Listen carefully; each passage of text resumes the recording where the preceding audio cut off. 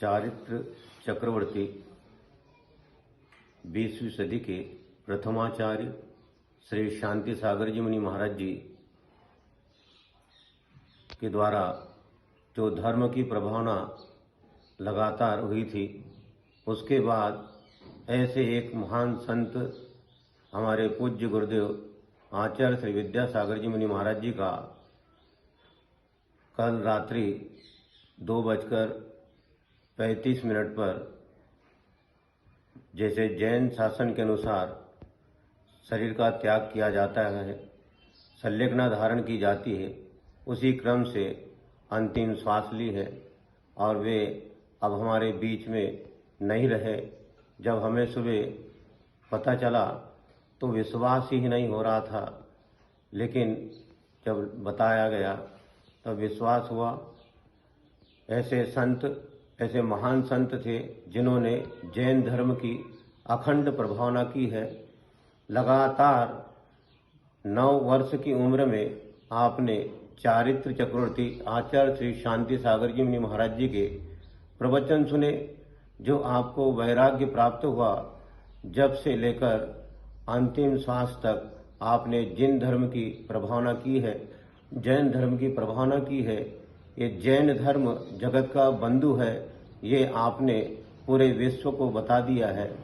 आपके जाने से, आपके समाधि मरण होने से जैन समाज को ही नहीं, पूरे भारतवर्ष को बड़ा एक आघात सा पहुंचा है। पूरे देश में शोक की लहर चल रही है। विश्वास ये नहीं होता है कि ऐसे हमारे पूज्य गुरुदेव आचार्य श्री विद्यासागर जी महाराज जी हमारे बीच से चले गए। ऐसे महान संत थे जिन्होंने मानव जाति के लिए ही नहीं, पशुओं के लिए, गौ वंश के लिए भी बड़े उपकारी भाव से अच्छे कार्य किए। गौशालाएं खुलवाई और अस्वस्थ व्यक्ति को स्वास्थ्य लाभ कैसे मिले उसके लिए भाग्योदय जैसे अस्पताल के निर्माण और बच्चों के लिए प्रतिभा स्थली शिक्षा प्राप्त करने के लिए अनेकों आपने ऐसे कार्य किए। आप एक महान व्यक्तित्व और कृतित्व के धनी थे। आपने साहित्य सृजन भी बहुत किया। आपने जैसे अनेकों कविताएं की रचना की, अनेकों संस्कृत, प्राकृत, अपभ्रंश भाषा के ग्रंथों का हिंदी में अनुवाद किया और अनेकों आपने रचनाएं लिखी, जैसे तोता क्यों रोता, लगाओ डुबकी, नर्मदा का नरम कंकर आदि बहुत सी आपने ऐसे रचनाएं की। कन्नड़ भाषा में भी आपने रचनाएं की। चिंतने बिडबेकु, चिंतने माडबेकु, चिंतने संसार बिंदु हगले रुट्टू नुडिबेकु।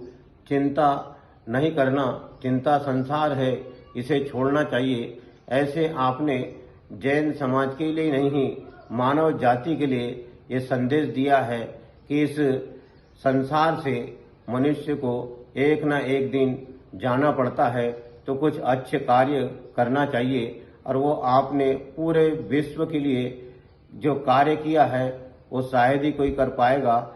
ऐसे महान आचार्य आज हमारे बीच नहीं रहे।